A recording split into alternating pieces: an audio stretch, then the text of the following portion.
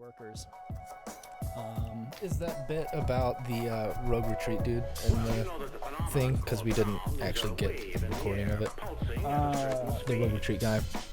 Oh, the calling us retards. Oh gosh, yeah. So we should so this is unbelievable, and it's why we didn't include anything about it in the videos because it's almost too far-fetched. But this really happened. One of the interview subjects, that woman, the neighbor, Carmen. Carmen. Yeah, Carmen.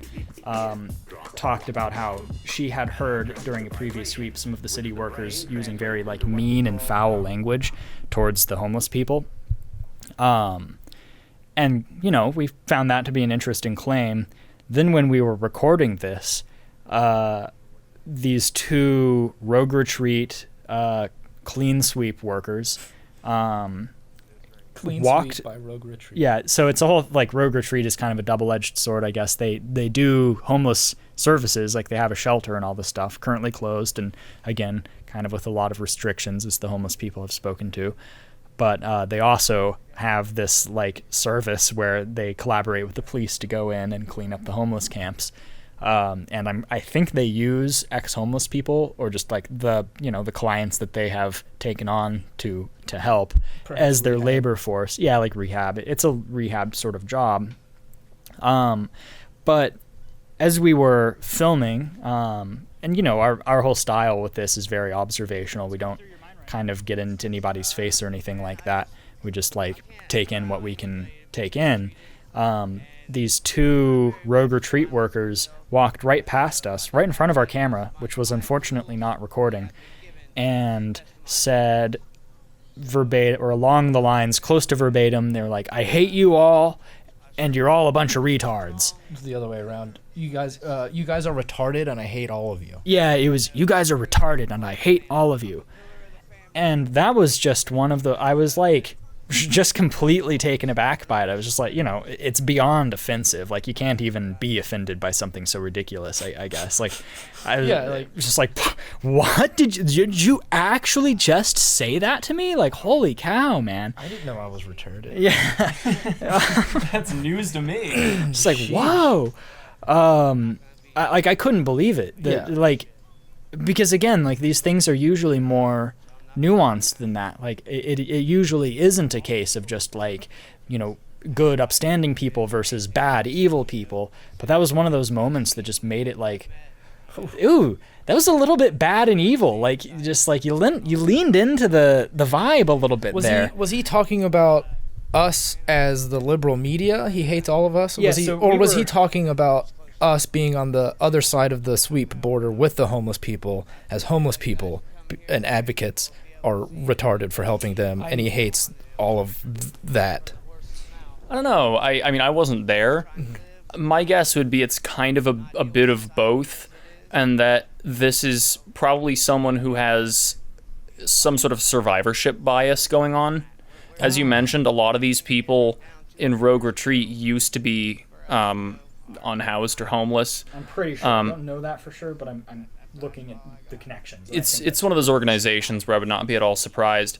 And so it's something that I've heard about, that people get through homelessness and they get through addiction, and then they sort of have this odd chip on their shoulder that's sort of well, if I can do it, why can't these bums do it? And so then they have this sort of chip on their shoulder against the homeless, and then they're sort of bothered that someone is recording them while they're doing their job.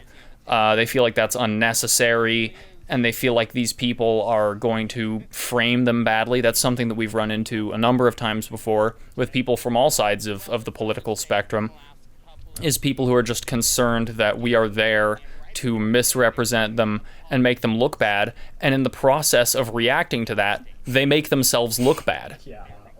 That guy at the anti-mask protest who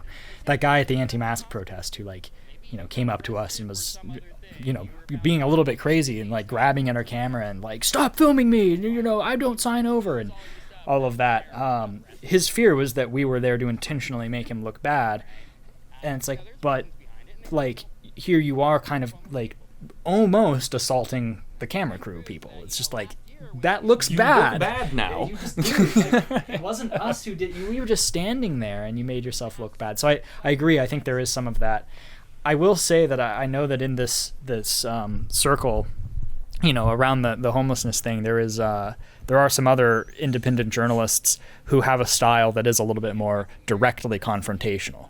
They're a little more in the camp of being like activist journalists. They have a belief about the way that this is, and it's a belief that I agree with, but I don't necessarily follow the same style of approach to interviews or anything like that. They do more of the thing of like they get in the like up close to police officers and rogue retreat crews and are like, what are you doing? We're tearing down these camps, and a little bit of that stuff.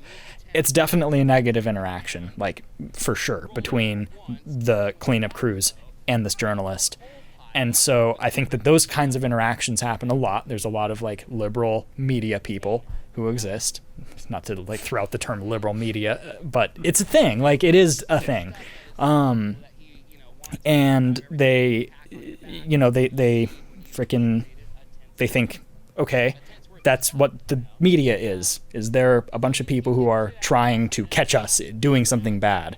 And so then when we show up, even though we aren't that way, they don't have any information about us, and most of their interactions with the media up to a certain point have been negative, and so they don't like us because we're guys with cameras, and that's a thing that they've had negative interactions with before. And so, yeah, I hate you all, and you're all retarded, or you're retarded, and I hate you all. It comes out, and that's really unfortunate. Yeah, we got to wrap this up. That's really unfortunate because, again, like, we didn't try to make them look bad. And fortunately for them, we actually didn't capture that moment on camera. But if it had gotten captured on camera, it would have made them look really bad. And my fear, it's kind of a mixed hope and fear, is that we'll capture something like that in the future. Something like that will happen again at one of these situations. It's and massively unprofessional. Yeah, we will capture that kind of unprofessionalism, and then that will get published, and then they will look really, really bad to the public, and that will be their fault. It wouldn't have been anything we did. It's just what we captured, and that's the reality. And in these videos, we always just present you what we capture. Vibrations, which the brain translates into what we call